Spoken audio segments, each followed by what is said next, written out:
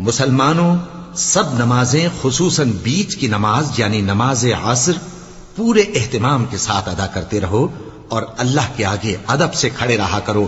پھر اگر تم خوف کی حالت میں ہو تو پیادے یا سوار جس حال میں ہو نماز پڑھ لو.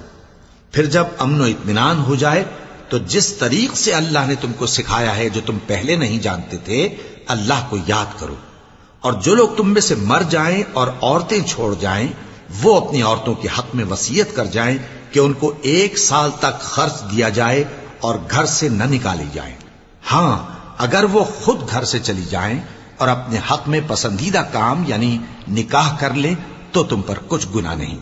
اور اللہ زبردست ہے، حکمت والا ہے. اور مطلقہ عورتوں کو بھی دستور کے مطابق نان و نفقہ دینا چاہیے. پرہیزگاروں پر یہ بھی حق ہے. اسی طرح اللہ اپنے احکام تمہارے لیے بیان فرماتا ہے تاکہ تم